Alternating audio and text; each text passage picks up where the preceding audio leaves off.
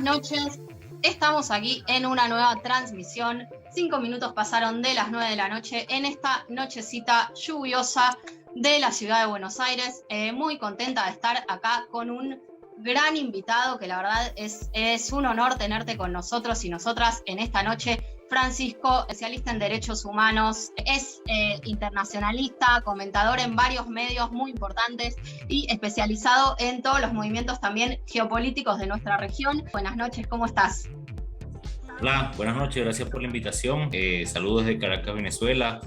¿Qué te parece si arrancamos con lo que estuvo pasando en Cuba, donde el asedio del bloqueo, estuvo, la verdad, como siempre, hace 70 años perjudicando, ¿no?, al pueblo cubano, pero hubo algunos movimientos muy, muy importantes este último tiempo, y algunas pequeñas movilizaciones, pero muy, muy aumentadas por los medios hegemónicos que obviamente buscan, por supuesto, perjudicar, ¿no?, al pueblo cubano. Así que, ¿cómo venís viendo ese panorama?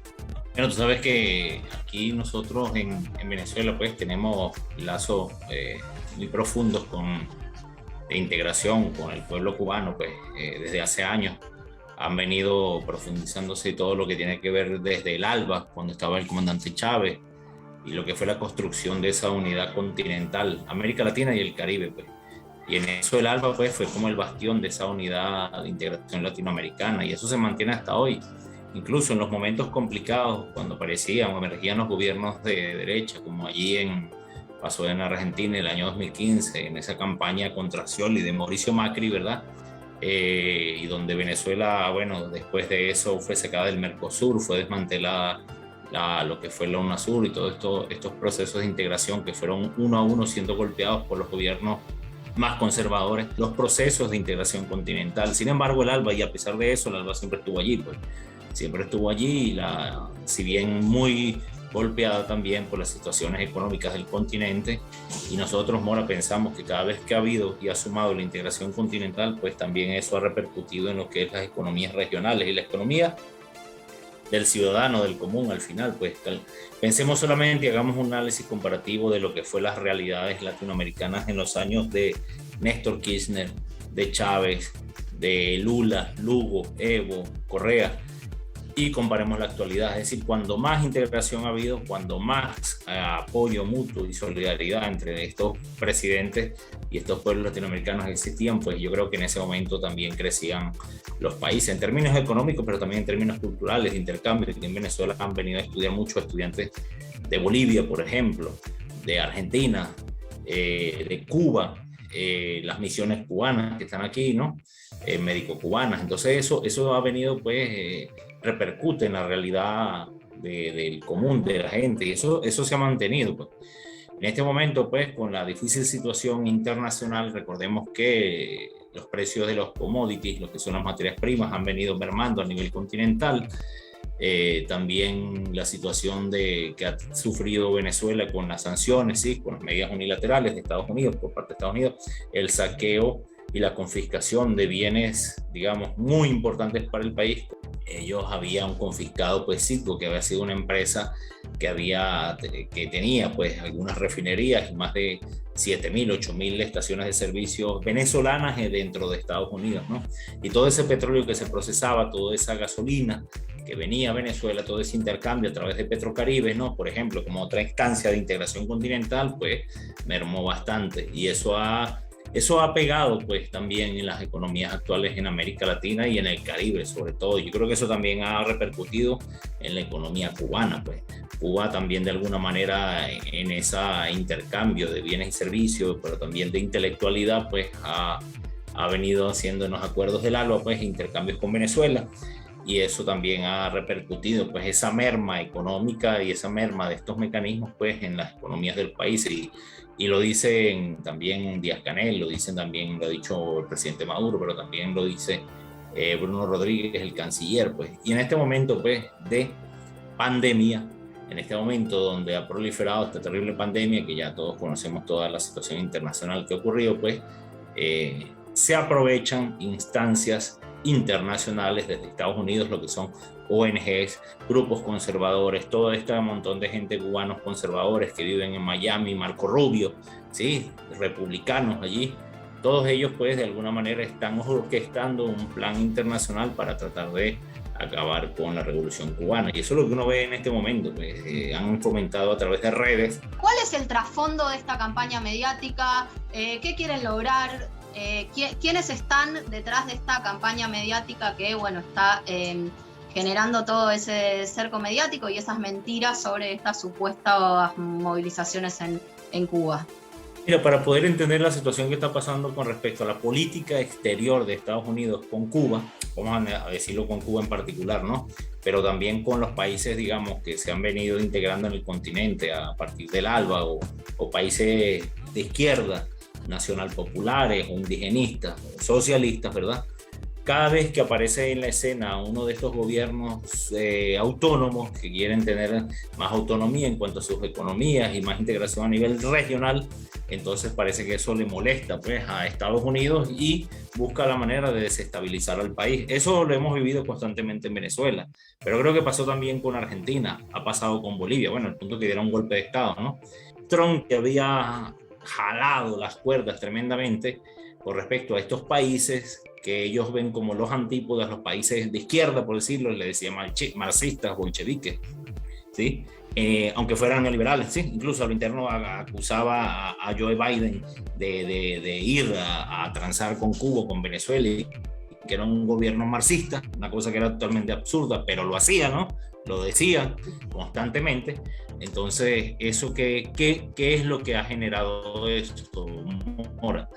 Todo el poder, que fue bastante traumático, vimos las tomas del Capitolio, ¿verdad? En aquel 6 de enero, esa locura que pasó con los ultraderechistas, lo que fueron las armadas que tomaron el Capitolio estadounidense, que llevó casi que un golpe de Estado en proceso en aquel momento, y es instancias de alguna manera. Esa lógica o esa base social que dejó el trumpismo como un movimiento más allá de la presidencia como tal, se mantienen hasta hoy en Estados Unidos. Es decir, no es que con la salida del gobierno de Donald Trump eso acabó y ya terminó allí. No, eso se mantiene. Entonces, ¿qué pasa? Yo creo que lo que está tratando de hacer sectores del gobierno de Estados Unidos en la actualidad es mantener algunas concesiones a esos sectores más radicales, más derechosos, más conservadores de Estados Unidos, para poder contener una violencia institucional y política a lo interno del país. Y eso es lo que vemos en este momento.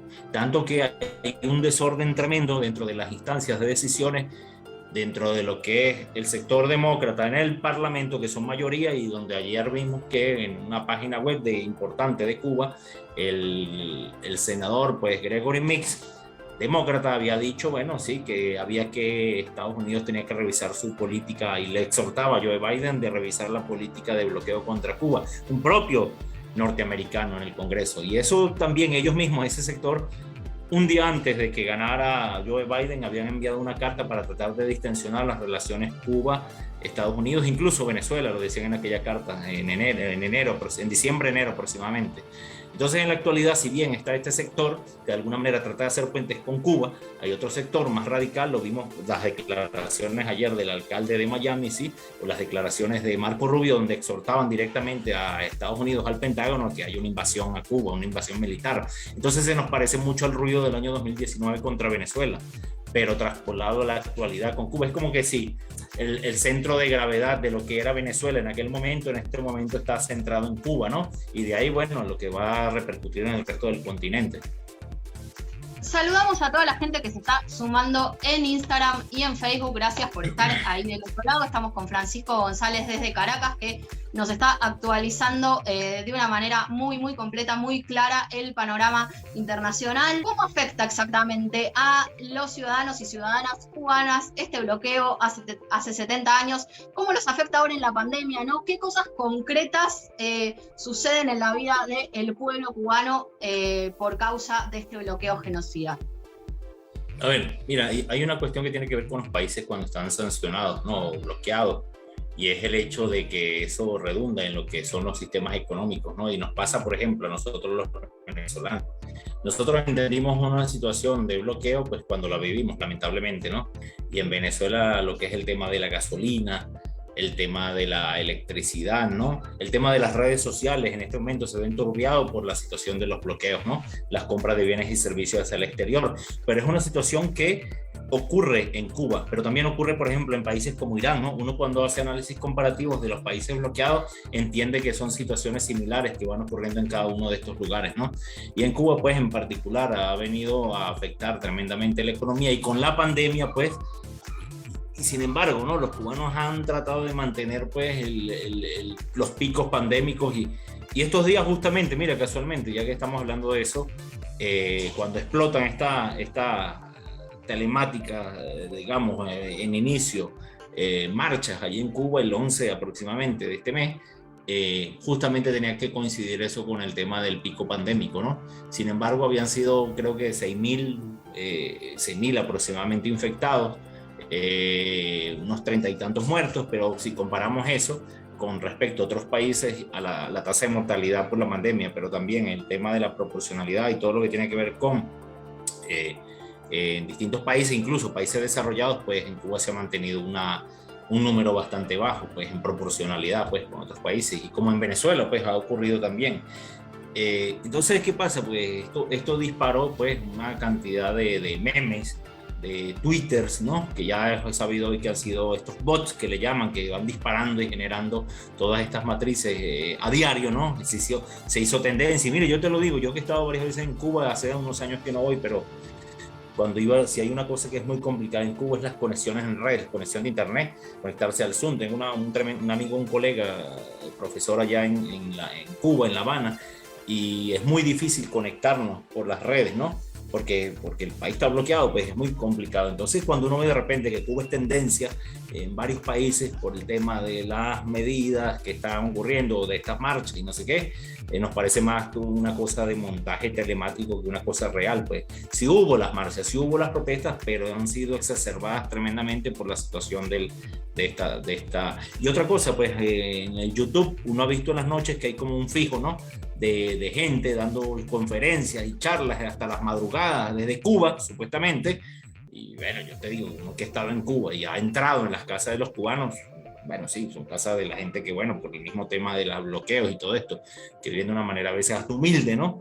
Y resulta que estas casas que parece que son unas tremendas quintas, ¿no? Le llaman unas casas en las villas más ricas, pero no nos parece Cuba, ¿no? Sino que nos parece que fuera Miami, ¿no? Más bien. Entonces, esto tiene que ver con una situación de montaje. Hasta hoy sé que se ha calmado un poco más la situación. Tenemos algunos contactos que nos dicen cómo va la situación en Cuba, y sin embargo, hay que insistir en lo siguiente, Mora, que es el tema de buscar más integración y más autonomías en el tema de lo que es la soberanía de los países de América Latina, ¿no?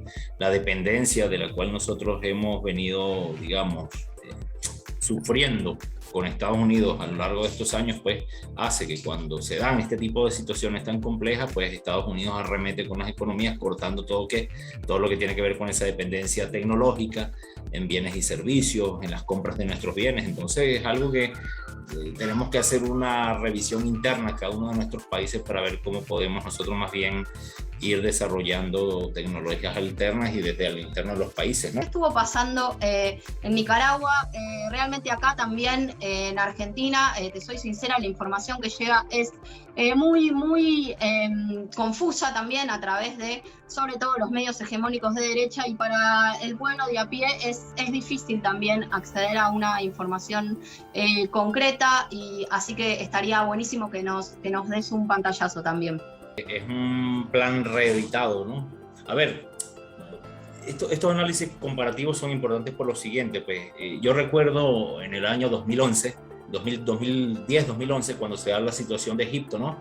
Aquella rebelión que hubo, que después le iban a llamar rebeliones, las primaveras árabes, que comienzan en Egipto, pero después se van a entender por todo el Medio Oriente, se extienden a Libia, se extienden a Siria, acaban con algunos gobiernos. Si bien era con un gobierno de derecha, como era el gobierno de Mubarak en aquel momento en Egipto, después va a repercutir sobre gobiernos más soberanos como era el gobierno de Gaddafi allá en Libia, ¿no?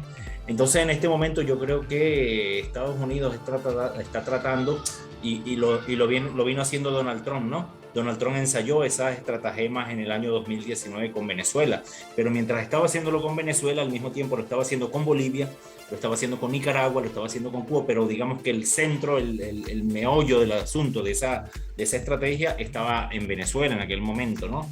Con aquello de las ayudas humanitarias, recordemos eso, ¿no? Las ayudas humanitarias, el supuesto, el concierto que hubo ahí con Branson, allí en Cúcuta, donde vino Piñera, el presidente del Paraguay, donde estaba Iván Duque, ¿no? Entonces, esa situación fue como una especie de ensayo que le sirvió de qué manera pueden utilizar estas estrategias al mismo tiempo en varios países. Yo creo que en este momento está pasando. Vimos que se les prendió una situación tremenda en Colombia, un gobierno socio aliado tremendamente de Estados Unidos, y esa situación es aprovechada también para poder repercutir en la frontera venezolana y generar una especie de caos, de guerra con sectores de las Fuerzas Armadas venezolanas, con lo que ha sido la intromisión de paramilitares allí en la frontera, ¿no? Entonces, esto que va generando, pues que al mismo tiempo esos tubos de ensayo o esos globos, sí, que ellos van generando en América Latina, pues también lo están haciendo de alguna manera en Nicaragua. Nicaragua vivió algo similar en el 2017, con protestas masivas, con lo que llamaban esto, pero tenía que ver mucho también con el pago y el financiamiento hacia ONGs y lo que siempre se habla, el derecho humanitario,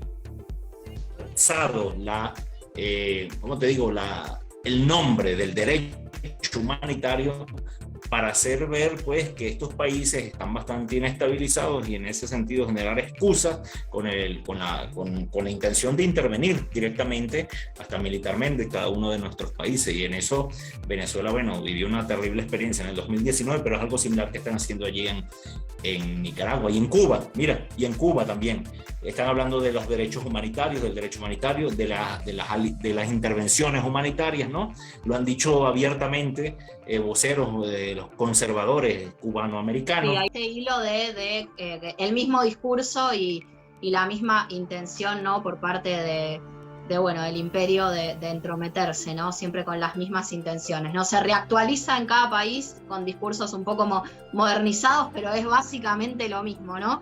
¿Y cómo ves el panorama electoral? Nicaragua estaba generando ya en aquel momento alianzas tremendas con Rusia, con China. Ya se hablaba de un posible canal alterno al canal de Panamá, y esas inversiones que estaban haciendo los rusos y los chinos generaron mucho ruido, ¿no? En el continente en aquel momento, al punto de que en la campaña, si mal no recuerdo, de que el año 2016 ellos ganaron con más del 62% aproximadamente Daniel Ortega, y eso generó, bueno, sí, una situación, digamos, de bastante fuerza para el movimiento en Nicaragua, pero al mismo tiempo Estados Unidos arremetió con más contundencia posteriormente a aquel momento, ¿no? Recordemos que si bien toda Centroamérica, ese canal que va desde Guatemala, ¿sí? hasta Costa Rica, pasando por todos esos países, son países con muchos problemas migratorios, por ejemplo, ¿no? Problemas de lo que es la explotación, el bajo asalariado, las bandas armadas, ¿no? Después de la guerra civil de los 80, esos países quedaron muy afectados, y en la actualidad algo de eso quedó, este tipo de situaciones de inestabilidad económica, de bandas armadas, y eso es aprovechado por las transnacionales, ¿verdad?, para poder controlar lo que son las economías de la región. Entonces en Nicaragua, como saben eso, ellos buscaron estas alternas y buscaron a lo que le llaman el SAR, pues, antinarcótico ruso, de mayor capacidad que tenían en Rusia, y se lo trajeron pues en esta lucha antinarcóticos y lo tenían allí. Te estoy hablando del año 2016. Y esa situación generó mucho ruido para Estados Unidos. Y bueno, cada vez que América Latina ha buscado alianzas con potencias internacionales y que pueden, digamos, amainar ese control, pero también la influencia regional que tiene Estados Unidos, pues eso va a molestar inmediatamente a Estados Unidos, que sigue siendo una potencia hegemónica mundial, pero que ha venido en detrimento en los últimos años, y la llegada de Donald Trump pues es la visión más clara de que eso es así. Están Rusia, China en este momento y le están disputando esa hegemonía no solo continental sino mundial, y yo creo que lo que fueron los procesos de integración continental con Venezuela, Argentina, Brasil a la cabeza estos años, también ayudaron a coadyuvar en esa, digamos, en esa baja, ¿no?, de lo que fue la influencia de Estados Unidos en la región, cosa que la quiso recuperar de manera contundente con la llegada de los gobiernos ultrosos en la región, como con Jair Bolsonaro, ¿no? O si bien Macri, que era un sector neoliberal, pero que terminó siendo casi de ultraderecha, ¿no? Lo más reaccionario del continente, también con la volteada de Lenín Moreno en Ecuador.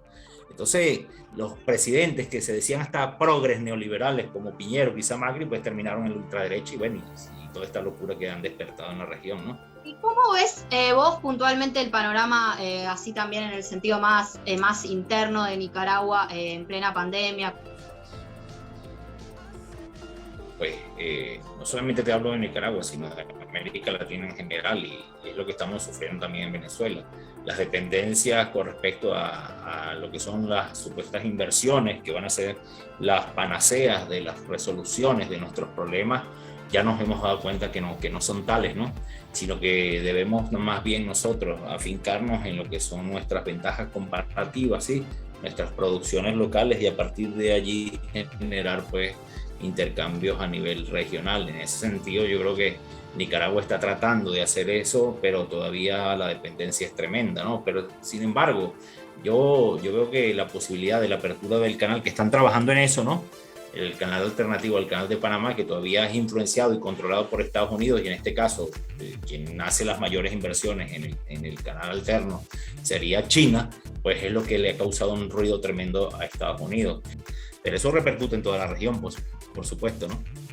Poder ver más allá de los hechos puntuales, poder ver como vos nos estás haciendo este mapa a nivel global, ¿no? A nivel geopolítico, no quedarse solo en cada hecho, sino ver cómo se unen, cómo se concatenan. ¿Cómo ves la situación en Chile con esta gran alegría que es la nueva constitución que se está gestando, con muchos constituyentes elegidos por el pueblo, con el resultado, ¿no?, de estas movilizaciones, de esta gran revuelta, y a la vez con los carabineros, con el poder, ¿no?, que sigue asediando al pueblo? Hubo un asesinato muy grave la semana pasada de un joven mapuche.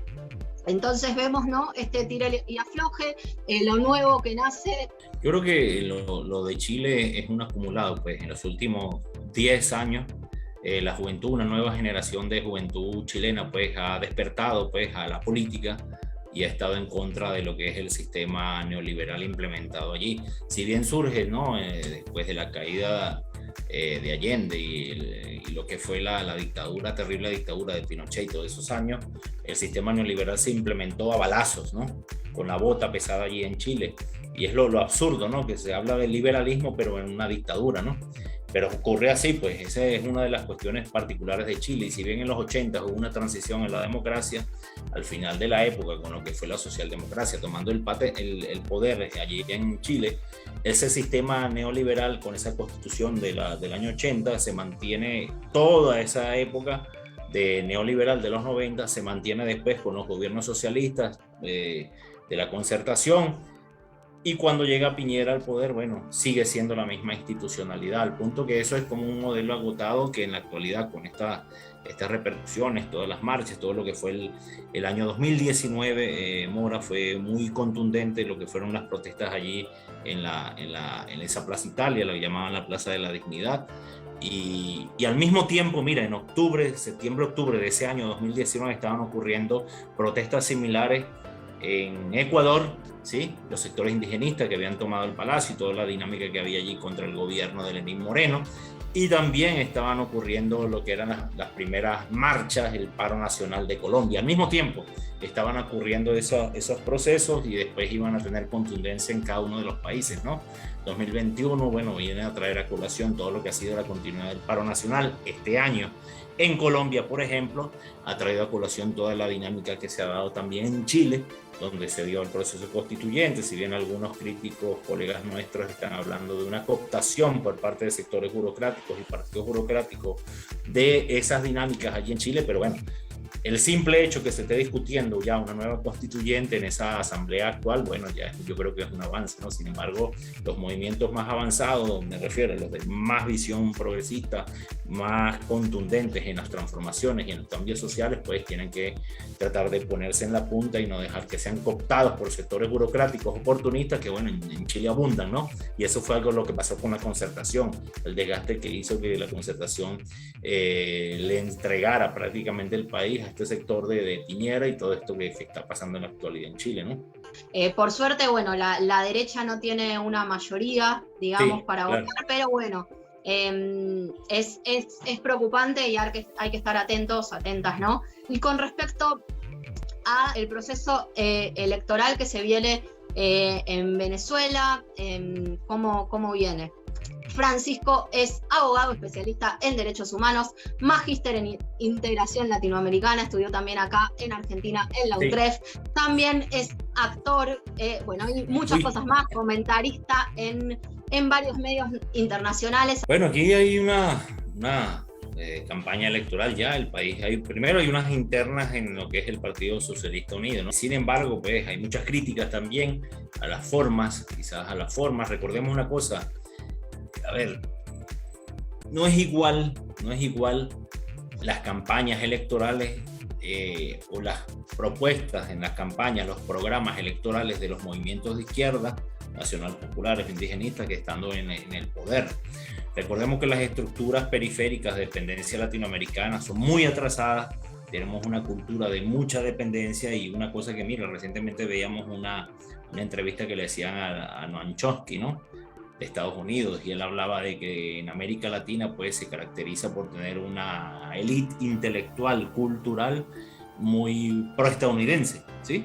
Muy proestadounidense, muy pro-yanqui, por decirlo, y en Venezuela no escapa a esa lógica. También en Venezuela, en este momento, pues hay un debate, hay una situación complicada en el tema económico, Mora, hay un problema tremendo en lo que tiene que ver con el asunto de la gasolina, por ejemplo.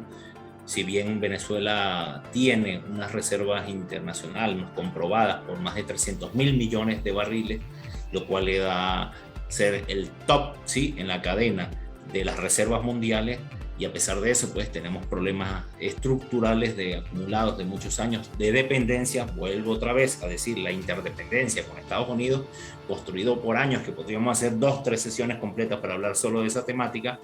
Sin embargo, este tipo de medidas de sanciones unilaterales por parte de Estados Unidos pues han afectado tremendamente nuestra industria, más problemas internos que han venido surgiendo a lo largo de estos años, incluso problemas políticos. Si abrimos los medios de comunicación actuales, justo hoy parece que Roma, Italia, va a dar la posibilidad de la extradición del antiguo presidente de PDVSA en la época Chávez y después estando con Maduro, que es Rafael Ramírez. Entonces eso va a ser una noticia de mucha contundencia estos días, ¿ves? Porque quizás lo que son las egos, ¿sí?, las apetencias se disparan en momentos críticos, y esa situación generó de alguna manera que él, que había tenido una relevancia tremenda en el sector económico del país muchos años, pues después, bueno, prácticamente ha venido atacando la industria con sus cuadros políticos a lo interno, y es parte del culpable de lo que está pasando aquí en el país en cuanto al tema económico con Petróleos de Venezuela.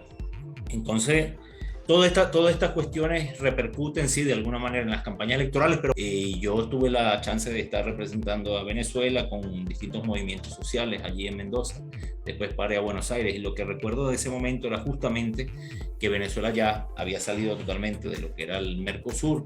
Venezuela estaba siendo muy golpeada en términos económicos, y sin embargo, se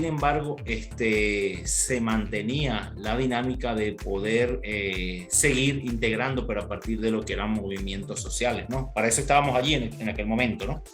Era la campaña 2017 de senadores. Recuerdo lo difícil que fue en aquel momento también en Buenos Aires, en esa campaña. Macri iba a agarrar mucha fuerza a nivel regional, a nivel del país.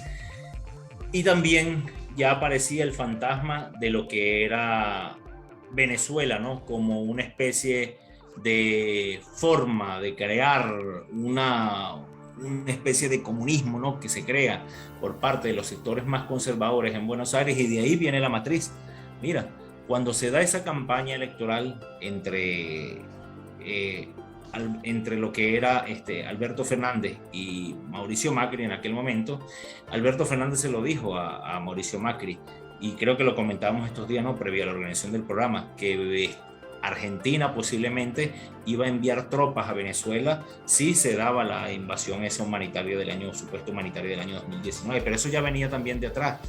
Y es justamente en la campaña de 2015, Mora, cuando Jaime Durán Barba, el ecuatoriano, asesor de telemarketing político de Macri, más adelante de otros gobiernos de América Latina, incluso de Guillermo Lasso en Ecuador, genera una matriz de opinión que era que todo lo que tenía que ver con Venezuela restaba, no sumaba. Y eso yo lo pude percibir allí en Buenos Aires, ¿no?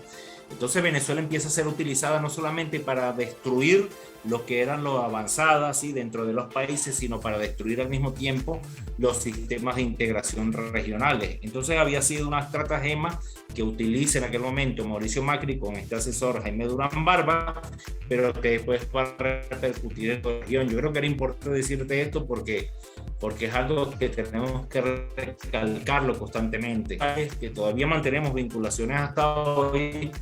Se daba esta situación en la cual trataron de desmontar dichas matrices. Yo creo que de alguna manera se logró y empezó a proliferar el fin del ciclo de Aristeles Bampa, donde hablaba de los extractivismos, y de allí se señalaba pues que todos estos problemas de las izquierdas en América Latina estaba dando el finiquito con lo que eran los gobiernos progresistas en la región. Cosa que era totalmente falso, porque al principio Venezuela se mantuvo de alguna manera. Bolivia volvió al poder, sí, a través después del golpe de Estado.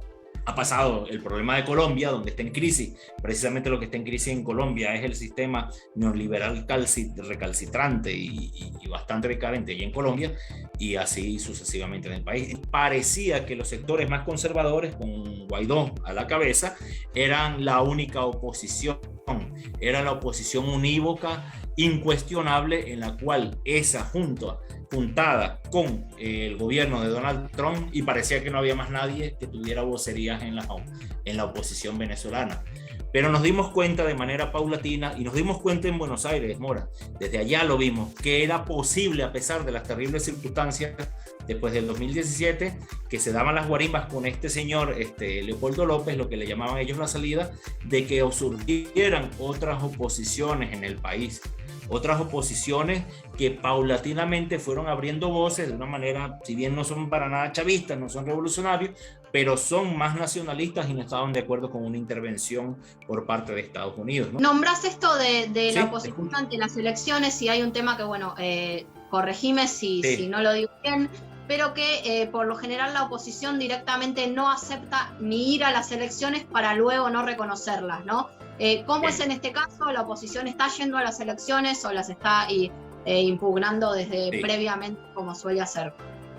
Mira, vuelvo y algo que tengo que ser como más, explicar un poco más, que es el tema de las oposiciones, Mora.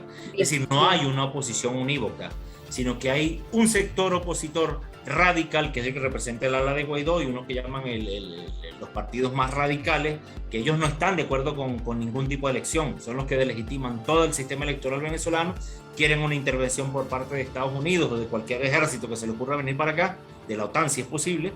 Ese es un sector, pero existe otra oposición que está, y que ya me he dado cuenta que todavía no tiene esa vocería internacional, y todavía cuesta verla. Hace días veía a medios chilenos, y cada vez que hay una campaña electoral, la que aparece a nivel internacional es el sector radical, ¿me explico? No aparece la otra oposición, y que ellos van a participar en las elecciones. Participaron incluso en las presidenciales, participaron en las regionales recientemente, y ahorita en noviembre y diciembre van a participar en esta mega elección de gobernadores y alcaldes a nivel de toda Venezuela. Entonces yo creo que es importante recalcar esto, Mora, porque se tiende a pensar que la única oposición es la de Guaidó y los sectores recalcitrantes que quieren destruir al país, y eso es totalmente errático. De hecho, eso es lo que quieren los medios conservadores y lo que quieren los sectores más radicales en Estados Unidos, ¿no? Y es falso, es totalmente falso. Guaidó aquí es un pelele, es un mopes, es una marioneta, no existe, no tiene nada, pero cada vez sirve de comodín para que digan internacionalmente que se va a ir a mesas de diálogos y no sé qué, pero no es así, es una cosa totalmente telemática que ellos arman, ¿no? Y lo venden a nivel internacional, pero que no tienen ninguna representación política de verdad en el país, tanto que ni siquiera lanzaron su campaña electoral para las recientes elecciones de diputados. No existen políticamente, no existen, es una figura telemática totalmente.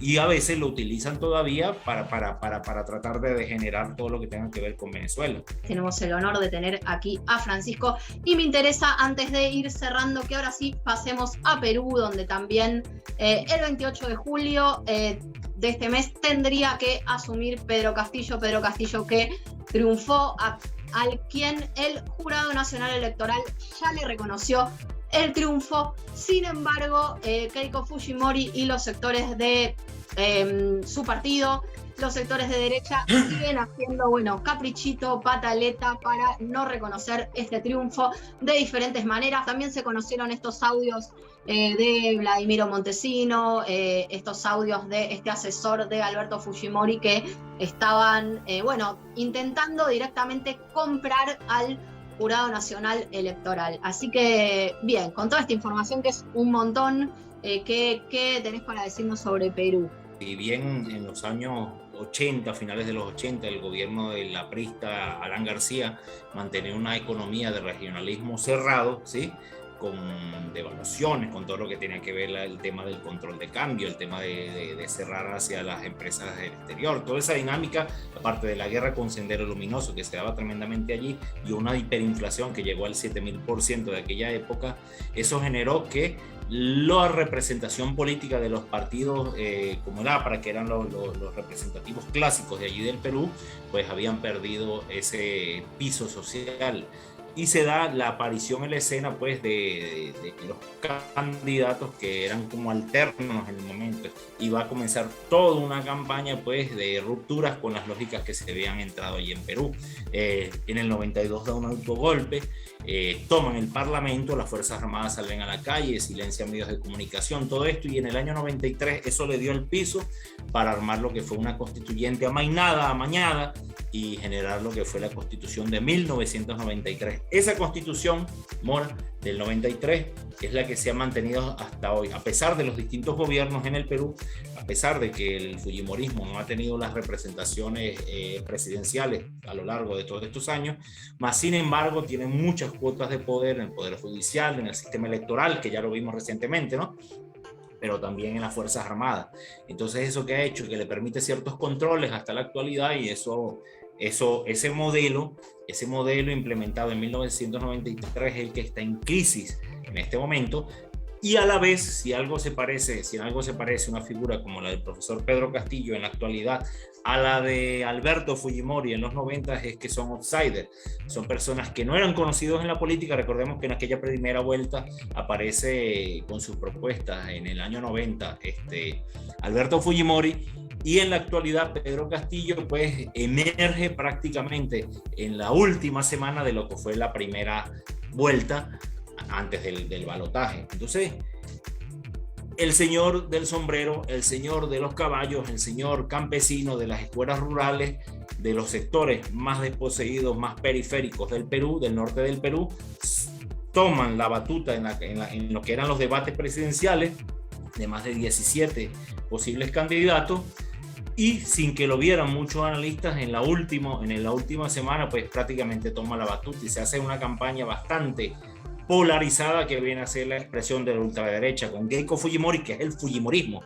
¿Qué es fujimorismo? Lo que queremos decir es la síntesis y el símil de lo que es, pues, el neoliberalismo desde los 90. Eso es el fujimorismo. Y si bien América Latina se había insertado procesos de integración, Bolivia, el mismo Ecuador, sus países vecinos, en Perú eso no pasó. Y ahora, en este momento, pues, cuando emerge el profesor Castillo y su movimiento, ahora entonces sí se lo quiere pintar en la segunda vuelta. Queremos hacer una diferencia acá. El discurso de Castillo siempre fue continuo y coherente, incluso la propuesta de lo que fue la Asamblea Nacional Constituyente, ¿no? Y el discurso de Keiko Fujimori en la primera vuelta fue totalmente centrado en lo que era el tema corrupción, pero también el tema de la pandemia. Y en la segunda vuelta ella hizo un giro de 180 grados y todo el tema se tornó en cuanto a una especie, volvemos a lo de Jaime Durán Barba, a la venezolanización de la campaña, ¿no? El comunismo, los marxistas, Venezuela, no sé qué. Entonces cambió radicalmente su campaña, y ahora en este momento, pues, esa polarización está allí en Perú, y es la que ha hecho, pues, que se distensione a tal modo la situación, y bueno, todos los reclamos que hay, toda la dinámica de lo que es la dilatación por parte de la OMPE y y lo que es la Junta Nacional Electoral para poder por fin darle la declaración pues, de triunfo al profesor Castillo, y bueno, y no lo han hecho. Pues esperemos que ya estos días parece que sí. Parece que sí, tenemos colegas peruanos con los cuales discutimos esto constantemente, pero toda la semana les preguntamos cuándo por fin va a haber la aclamación, la proclamación del profesor Castillo, y parece que toda la semana, parece que sí, pero toda la semana salen con algo nuevo, ¿no? La elección más larga de la historia, la elección más larga de la historia. Sí, nos salen con otra cajita mañana para reclamar, no sé, que las actas parece que no fueron escritas sino con lápiz, sino con bolígrafo, no sé qué cosa rara van a inventar, y unos señores que te aparecen en YouTube hablando cualquier cosa, revisando las cajitas, y con eso los 8 millones y pico de personas que votaron a favor del profesor, bueno, los tienen ahí como esperando, ¿no? ¿Cómo ves a la Argentina, a nuestro país, que también estamos en año electoral? De Bolivia, en este momento, antier veíamos lo que declaraba García Linera con respecto a la venta de armas y el paso de armas desde el gobierno de Mauricio Macri a la dictadura de Yanine Áñez. Eso es muy importante por lo siguiente, porque es precisamente, o son estos sectores conservadores los que buscan generar esta especie de retroceso, ¿no? Y yo creo que Evo Morales lo viene diciendo, el mismo Correa, una reedición del Plan Cóndor en América Latina. Eso coincide con otro momento también, que es el hecho de que Alberto acusa en su campaña electoral contra Macri, lo decía hace unos minutos, del posible envío de tropas argentinas a Venezuela si se prendía lo que eran las supuestas ayudas humanitarias por allí, por Colombia, ¿no? Entonces vienen y meten el golpe de Estado allí en Bolivia. Y yo creo que Alberto Fernández, a pesar de lo conflictivo de la situación que puede haber a nivel continental, cuando aparece en la escena también un país que quizás no tocamos, pero más adelante podemos hacerlo, México, ¿no? Con AMLO a la cabeza, se reedita pues la posible resurgimiento de la CELAC y lo que ha sido el Grupo de Puebla. Pues entonces los gobiernos de izquierda nacional populares buscan retomar espacios perdidos a partir de gobiernos conservadores en la región. Y en ese sentido yo creo que Alberto ha hecho un trabajo muy contundente también con respecto a la situación de, primero, en salirse del Grupo de Lima, ¿no? Lo cual la debilita a nivel internacional, pero también exhortar pues a que haya este tipo de situaciones de desbloqueo con respecto a Cuba y a Venezuela. En eso yo creo que ha sumado bastante, pero creo que se puede hacer mucho más, Mora. Se puede hacer mucho más por parte del gobierno de Alberto y darle la total y la plenitud confianza a Venezuela y retomar esa contundencia que tuvo cuando Venezuela estaba como miembro pleno del Mercosur, por ejemplo. Ahorita vemos que el Mercosur está siendo muy atacado por el gobierno conservador del Uruguay. Y yo creo que los gobiernos progresistas podrían salvar algo de lo que fue ese Mercosur con Néstor Kirchner a la cabeza hace una década, ¿no? Y con Chávez y Lula y todo eso, porque no se trata de temas coyunturales, para nosotros son procesos en continuo y creemos en la integración desde los movimientos, desde la comunidad organizada y desde los movimientos sociales. Así que bueno, de eso se trata, pues fue una construcción y un ideal bolivariano y sanmartiniano, y yo creo que hay que retomar mucho de eso, ¿no? Mucho de eso. Todavía hay mucho por hacer. Totalmente, y aquí estamos, ¿no? Para poner nuestro granito de arena, dar la batalla de ideas y difundir todas estas ideas en esta lucha. Sí.